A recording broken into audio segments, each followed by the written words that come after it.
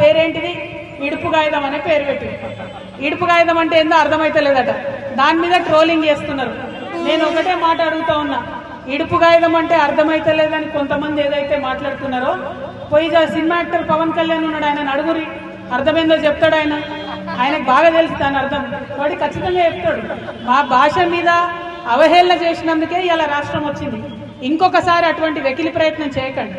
ఒకరి భాషను ఒకరం గౌరవించుకుందాం, ఒకరి సంస్కృతిని ఒకరు గౌరవించుకుందాం, అందరం కలిసి ఉందాం. కానీ ఇటువంటి ప్రయత్నాలు చేసి మళ్ళీ ఒకసారి తెలంగాణని అవమానపరుస్తాం, మా భాషని కించపరుస్తాం అంటే మాత్రం చూస్తూ ఊరుకునేది ఉండదు. ఇక్కడ జరుగుతున్నది ఏంటి? ఇవాళ తెలంగాణ భాషను కించపరిచినా కూడా కాంగ్రెస్ పార్టీ ఏం మాట్లాడదు. ఎందుకంటే రేవంత్ రెడ్డి గారికి తెలంగాణ ఉద్యమానికి ఏం సంబంధం లేదు. బీజేపీ పార్టీ ఏం మాట్లాడదు, ఎందుకంటే వాళ్ళకి దేశంలో ఉన్న ఇష్యూలు తప్ప తెలంగాణ గురించి పట్టలేదు. బీఆర్ఎస్ పార్టీ ఏం మాట్లాడదు. ఎందుకు మాట్లాడదు బీఆర్ఎస్ పార్టీ అంటే అందులో ఒక గుంటనక్క ఉంటాడు. ఆయన పరిస్థితి ఏంటంటే మొత్తం ఆంధ్రోలతోని వ్యాపారాలు. ఇయాలటికి కూడా నేను ఛాలెంజ్ చేసి చెప్తున్నా, ఏదైతే మనం ఫీజులు తక్కువ వేస్తలేరని కార్పొరేట్ విద్యా సంస్థలు వచ్చి మనల్ని దోపిడీ చేస్తున్నాయని చెప్తున్నామో, ఆ నారాయణకు చైతన్యకు మొత్తం కూడా ఈ గుంటనక్కనే పాలు వస్తుంది. ఇయాలటికి కూడా కంప్లీట్గా పాల వ్యాపారం ఉన్నది.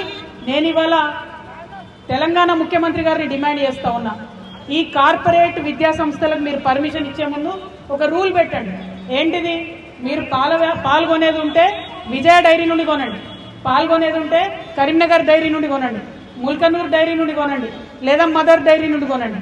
వీటి వల్ల మన పాల రైతులకు లాభం జరుగుతుంది. కానీ ప్రైవేట్ వ్యక్తుల దగ్గర కొనడంతో ప్రైవేట్ సంస్థలకు లాభం అయితే తప్పితే ఇంకోటి కాదు. ఖచ్చితంగా పెద్ద హాస్పిటల్స్ ఉన్నాయి, యశోద ఉన్నది, కిమ్స్ ఉన్నాయి, వీళ్ళందరూ కూడా విజయ డైరీ దగ్గరనే పాల్గొనాలని ఒక జీవో తీసుకురండి. ఎందుకంటే ముఖ్యమంత్రి మేము మొన్నటి నుంచి అడుగుతున్నాం, ఫీజులు నియంత్రించండి, ఫీజులు తగ్గించండి అంటే ఇంతవరకు ఆయన మాట్లాడతలేడు. కాబట్టి నారాయణ చైతన్య, ఈ హాస్పిటల్స్, ఈ మల్లారెడ్డి యూనివర్సిటీలు, వేల మంది స్టూడెంట్స్ ఉన్నటువంటి అందరూ కూడా విజయ డైరీ దగ్గర పాల్గొనాలనే ఆర్డర్ తేవాలని చెప్పి ముఖ్యమంత్రి గారిని నేను డిమాండ్ చేస్తున్నాను. ఎందుకు ఈ మాట అంటున్నామంటే, ఇలా నారాయణ చైతన్య కాలేజ్ ఉంటే వేల మంది బట్టలు ఉతుకుతారు.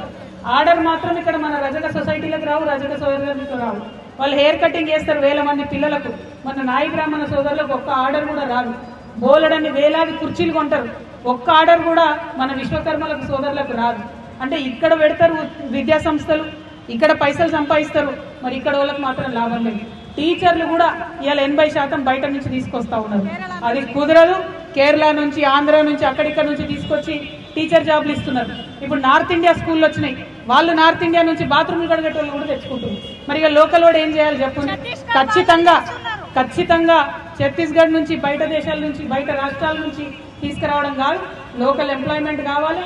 మన యొక్క లోకల్స్ యొక్క హక్కుల పరిరక్షణ కోసమే టీఆర్ఎస్ పార్టీ పనిచేస్తుంది. కాబట్టి మేము గల్లా ఎగిరేసి చెప్తున్నాం, ఈ అనకొండలు ఏవైతే ఉన్నాయో, ఏ అనకొండలైతే మన తెలంగాణ ఉద్యమాన్ని అడ్డుకున్నాయో, ఏ కార్పొరేట్ శక్తులైతే ఉన్నాయో వాటికి పాలు పోషిస్తున్నదే మన గుంటనక్క. అందుకే బీఆర్ఎస్ పార్టీ వాళ్ళు ఏం మాట్లాడరు దీని మీద. తెలంగాణను తిట్టినా మాట్లాడరు, తెలంగాణ బొమ్మను మార్చినా మాట్లాడరు, ఎక్కడెక్కడో సినిమా యాక్టర్లు వచ్చి మనల్ని అవమానం చేసినా మాట్లాడరు. వాళ్ళకి ఆ సోయి లేదు. తెలంగాణ ఉద్యమంతో పేగు బంధం తెగిపోయింది. కాబట్టి అలా రక్షణ సేన నుండి ఉద్యమకారులందరినీ కోరుతా ఉన్నాం, మీకోసం ముందుండి మేము పోరాటం చేస్తాం. ఆనాడే చెప్పిన నేను, ఉద్యమకారుల మీద ఒక లాఠీ పడాలంటే నన్ను దాటుకొని రావాలి, ఉద్యమకారులకు ఒక రబ్బర్ తూటా తగలాలంటే అది నన్ను దాటుకొని రావాలి తప్పితే నీ దగ్గరికి రాదు. జూలై 2 నాడు బాజాప్తా పోదాం, భూ పోరాటం చేద్దాం, భూమిని ఆక్రమించుకుందాం, ప్రభుత్వ భూమిని. అది మీరు కష్టపడి కొట్లాడితేనే వచ్చినటువంటి భూమి ఆక్రమించుకొని ఉద్యమకారులకు పంచుకుందాం. అందరూ కూడా జూలై 2 నాడు జరిగేటటువంటి భూ పోరాటానికి తెలంగాణ వ్యాప్తంగా ఉన్న ఉద్యమకారులందరూ కూడా తరలి రావాలని కోరుతూ, మరి ఉప్పల్ అంటేనే ఉద్యమకారుల అడ్డా, ఇటువంటి అడ్డాలో జెండాలు బాతిండ్రు. ఇవాళ జెండా ఎగిరేసినాం, రేపటి నాడు ఎమ్మెల్యే కూడా ఖచ్చితంగా గెలుస్తాం. జిహెచ్ఎంసీ ఎన్నికలలో అన్ని డివిజన్లలో పోటీ చేస్తాం. అద్భుతంగా తెలంగాణ ప్రజలకు సేవ అంటే ఎట్లుంటుందో, రాజకీయ పార్టీ అంటే పని ఎట్లా చేస్తుందో తప్పకుండా చూపిస్తామని చెప్పి ఈ సందర్భంగా తెలియజేస్తూ, మరి అనేక మంది అనేక మాటలు ఇచ్చినటువంటి ఈ ప్రభుత్వాన్ని ఎండగడతాం, ప్రతి విషయంలో ఎండగడతాం. పెన్షన్ పెంచుతామన్నారు, పెంచలేదు. ఆటోలకు పైసలు ఇస్తామన్నారు, ఇయ్యలేదు. 2 లక్షల ఉద్యోగాలు ఇస్తామన్నారు, ఇయ్యలేరు. తులం బంగారం ఇస్తామన్నారు, ఇయ్యలేదు. మరి ఇవన్నిటిని కూడా మాట్లాడతాం. మా అక్క చెప్తుంది పింఛన్ వస్తలేదని, పింఛన్ గురించి కూడా ఖచ్చితంగా మాట్లాడతామా. Thank you. జై తెలంగాణ, జై తెలంగాణ, జై TRS, TRS party, TRS party, జై తెలంగాణ, జై తెలంగాణ. సినిమా పేరేంటిది? ఇడుపు కాగితం అనే పేరు పెట్టి. ఇడుపు కాగితం అంటే ఏందో అర్థమైతే లేదట, దాని మీద ట్రోలింగ్ చేస్తున్నారు. నేను ఒకటే మాట అడుగుతా ఉన్నా, ఇడుపు కాగితం అంటే అర్థమైతే లేదని కొంతమంది ఏదైతే మాట్లాడుతున్నారో, పోయి సినిమా యాక్టర్ పవన్ కళ్యాణ్ ఉన్నాడు, ఆయన అడుగురి, అర్థమైందో చెప్తాడు. ఆయనకు బాగా తెలుసు దాని అర్థం, వాడి ఖచ్చితంగా చెప్తాడు. మా భాష మీద అవహేళన చేసినందుకే ఇలా రాష్ట్రం వచ్చింది. ఇంకొకసారి అటువంటి వెకిలి ప్రయత్నం చేయకండి. ఒకరి భాషను ఒకరం గౌరవించుకుందాం, ఒకరి సంస్కృతిని ఒకరు గౌరవించుకుందాం, అందరం కలిసి ఉందాం. కానీ ఇటువంటి ప్రయత్నాలు చేసి మళ్ళీ ఒకసారి తెలంగాణని అవమానపరుస్తాం, మా భాషని కించపరుస్తాం అంటే మాత్రం చూస్తూ ఊరుకునేది ఉండదు.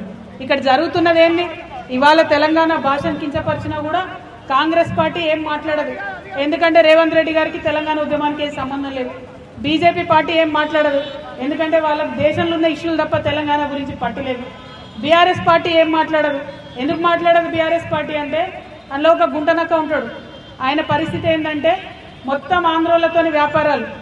ఇయాలటికి కూడా నేను ఛాలెంజ్ చేసి చెప్తున్నా, ఏదైతే మనం ఫీజులు తక్కువ వేస్తలేరని కార్పొరేట్ విద్యా సంస్థలు వచ్చి మనల్ని దోపిడీ చేస్తున్నాయని చెప్తున్నామో, ఆ నారాయణకు చైతన్యకు మొత్తం కూడా ఈ గుంటనక్కనే పాలు వస్తాడు. ఇయాలటి కూడా కంప్లీట్గా పాల వ్యాపారం ఉన్నది. నేను ఇవాళ తెలంగాణ ముఖ్యమంత్రి గారిని డిమాండ్ చేస్తా ఉన్నా, ఈ కార్పొరేట్ విద్యా సంస్థలకు మీరు పర్మిషన్ ఇచ్చే ముందు ఒక రూల్ పెట్టండి. ఏంటిది? మీరు పాల్గొనేది ఉంటే విజయ డైరీ నుండి కొనండి, పాల్గొనేది ఉంటే కరీంనగర్ డైరీ నుండి కొనండి, ముల్కనూర్ డైరీ నుండి కొనండి, లేదా మదర్ డైరీ నుండి కొనండి. వీటి వల్ల మన పాల రైతులకు లాభం జరుగుతుంది. కానీ ప్రైవేట్ వ్యక్తుల దగ్గర కొనడంతో ప్రైవేట్ సంస్థలకు లాభం అయితే తప్పితే ఇంకోటి కాదు. ఖచ్చితంగా పెద్ద హాస్పిటల్స్ ఉన్నాయి, యశోద ఉన్నది, కిమ్స్ ఉన్నాయి, వీళ్ళందరూ కూడా విజయ డైరీ దగ్గరనే పాల్గొనాలని ఒక జీవో తీసుకురండి. ఎందుకంటే ముఖ్యమంత్రి మేము మొన్నటి నుంచి అడుగుతున్నాం, ఫీజులు నియంత్రించండి, ఫీజులు తగ్గించండి అంటే ఇంతవరకు ఆయన మాట్లాడతలేడు.